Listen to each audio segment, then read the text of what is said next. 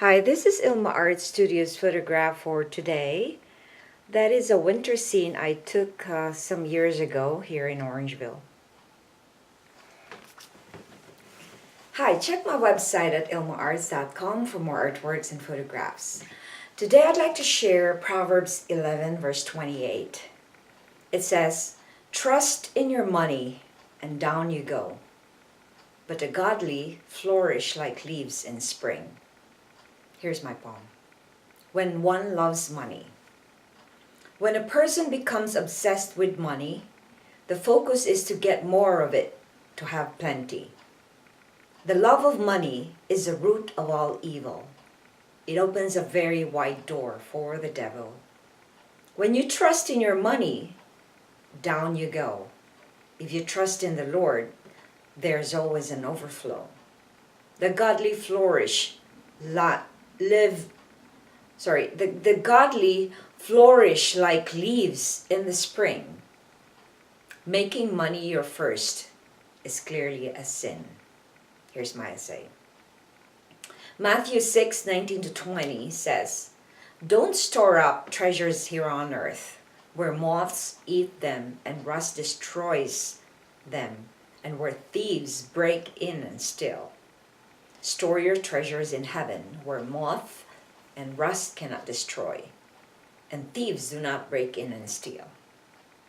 We are warned of the danger of accumulating worldly wealth because they don't last forever.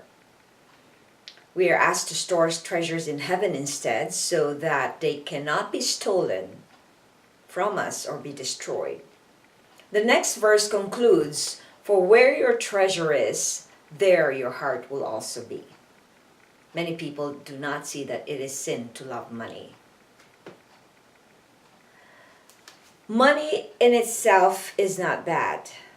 We need money so we can have physical comforts and needs satisfied. But to be obsessed with it is idolatry, which is putting it first than God. Prayer. Lord, guard my heart from greed. Reflection. Share an experience of someone you know who loves money so much that it brought about their downfall. I know somebody who was married, and he was very stingy with his wife, and he took control of all the money, all the finances, and never let the wife takes part in the financial decisions. So he would be treating others better than his wife. He would be spending on his dog, spending on his friends, spending on himself, but never spending on his wife. He maltreated his wife so badly that, and they had enough money. Like if you rank them from upper middle class, lower middle class, they're probably in the upper middle class. So they live a comfortable life, but the wife is treated like an animal. It's like he doesn't want to share anything with her, and then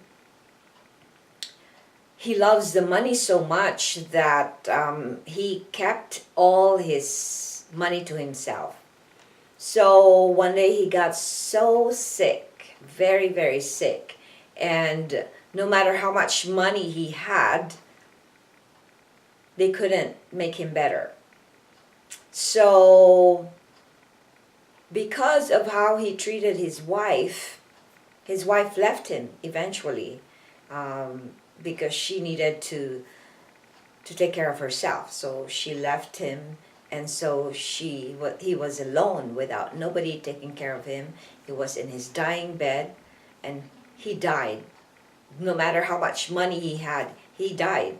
And then the money that he kept to himself never really went anything because his wife didn't know where it was. So when he died, he didn't even have a proper burial because Nobody knew about his money. He was so greedy that he didn't tell anything about it, so nobody can really look after his funeral.